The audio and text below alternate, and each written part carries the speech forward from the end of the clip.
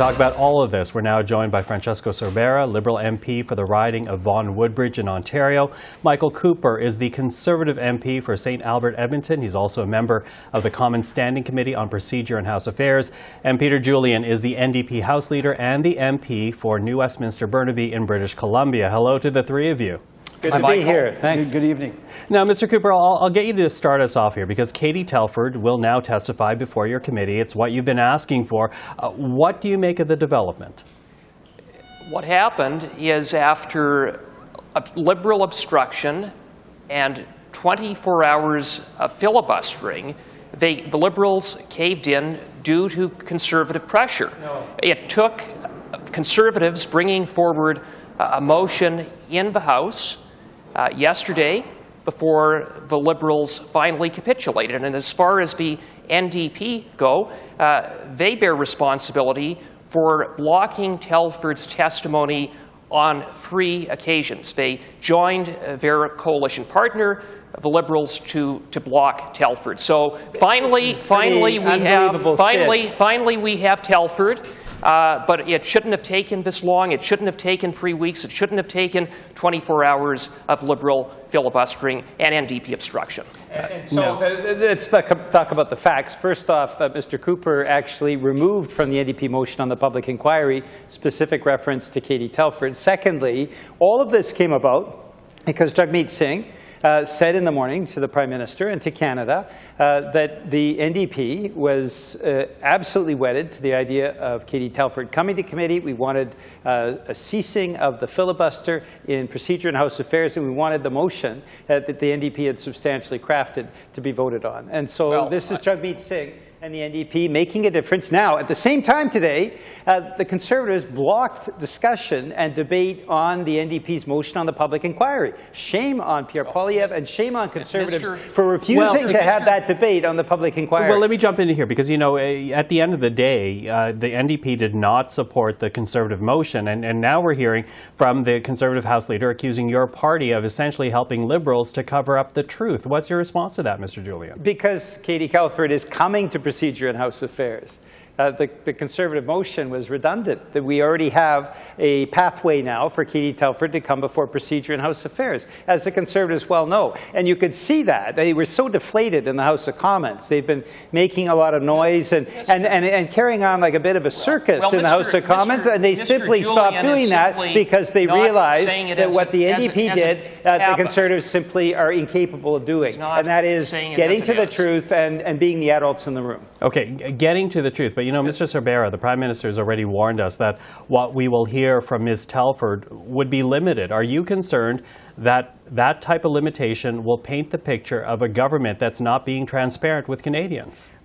Michael, thank you for this question and for the ongoing coverage of this very important issue for all Canadians. First off, we need to be very mature, and I've been saying to my colleagues, we need to be very serene and mature, and we need to take the partisanship out of this issue.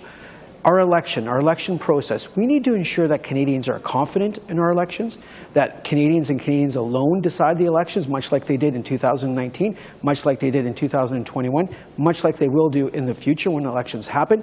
And we need to make sure that, and today's announcement of a broad mandate for the special rapporteur of someone's character, an individual's character, someone who is a lawyer and who covered democratic institution and a law professor, someone who was a governor general under 2 or 3 different prime ministers, someone with an impeccable record who will look into this, provide recommendations that our government will abide by, as the Prime Minister stated, is so important. We need to have a mature discussion. But Katie Telford, we need to have a nonpartisan discussion. But separate of David Johnston, Katie Telford, as I said, the Prime Minister already warns us, what she will be able to say to the committee will be limited. Does that create a transparency issue for your government? No, what it does create is our government being transparent. Ministers have appeared before committee, and I believe in ministerial accountability and transparency.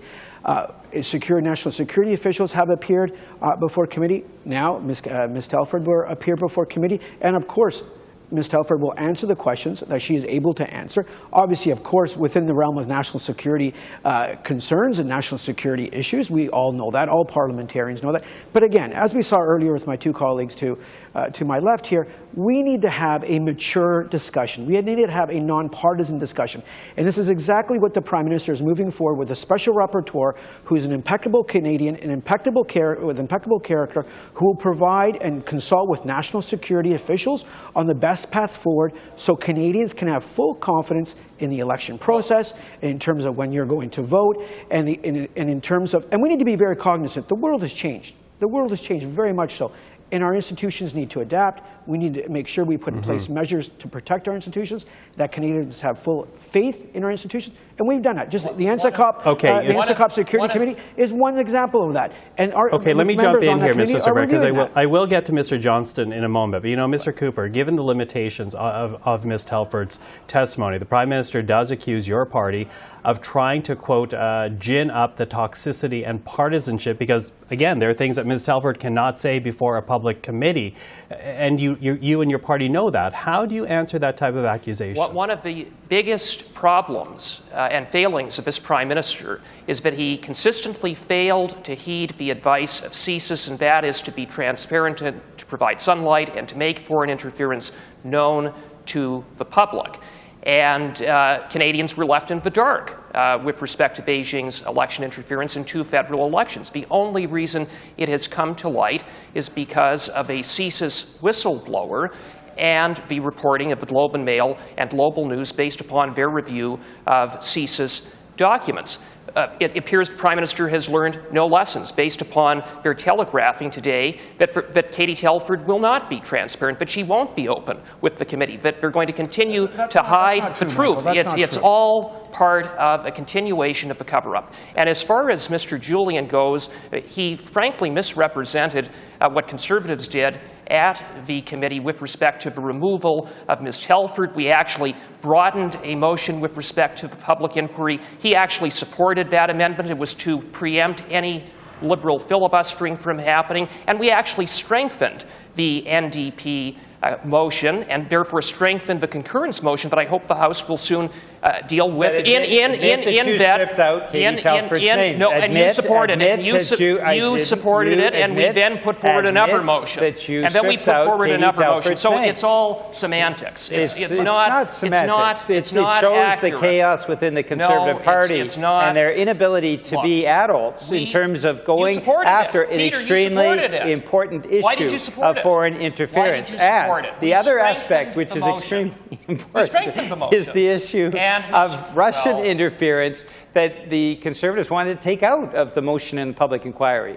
They did not want to see Russian interference and a more broad inquiry that actually touches other types of foreign interference. This is why people just can't rely on Pierre Poilievre. When he talks about being sincere about foreign interference, he was the minister responsible under the Harper government. He did nothing, absolutely nothing, to protect Canadians and ensure that we had elections that were free of foreign interference. I'm going to jump in, and I apologize. I'm quickly running out of time. But Mr. Sorbera, I'm going to give the last word for you, okay? Because we've heard from both Mr. Julian and Mr. Cooper. But Mr. Sorbera, here we have Katie Telford now going before the committee. Why is the Prime Minister doing this if he acknowledges right off the top that she cannot answer all the questions that the committee may have for her? You know, Michael, the answer to that is very, very simple. We need to have a mature discussion, a nonpartisan discussion.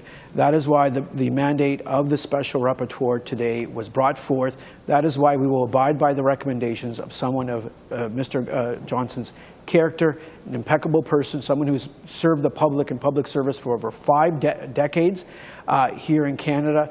We will watch his process. Canadians can be rest assured that they can have confidence in our election process, in our government institutions. That is the most important thing for Canadians to have, to know when they come home tonight from work and they watch the news and they understand the process and what we're going on here. What you've seen today from my two colleagues here is partisanship. We need to rise above that partisanship. This is too important an issue. We need to take the partisanship out And we need to ensure Canadians have the confidence in the electoral process and the institution.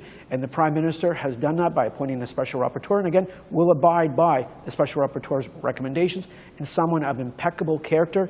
And I look forward to his work, and I look forward to the recommendations. When the recommendations come out, all Canadians will see those recommendations. They'll know what's in there. They'll know what this person is recommended to move forward with. Okay, I need to do some very quick follow-up here, one at a time. Mr. Cooper, we have Mr. Johnston now with this mandate letter. He will have till the end of May to make a recommendation in terms of a path forward. Will your party accept the recommendation from David Johnston? What we need is an immediate public inquiry into Beijing's election interference. But if David Johnston does not recommend that by the end of May, will you accept his recommendation? We believe that based on every piece of information that is available, that it's long past due that there be a public inquiry. And what the appointment of Mr. Johnston is, of this so-called special rapporteur, is nothing more than a delay tactic by Justin Trudeau to kick the can down the road to buy him more time. We need a public inquiry now, and we need to allow the Parliamentary Committee of PROC to continue to do its work, which has been obstructed by Liberal filibustering over the past 3 weeks, to produce the relevant documents, to hear from additional witnesses, in addition to that of Ms. Telford. And Mr. Julian, will your party accept the recommendation from Mr. Johnston, even if it does not include a full public inquiry?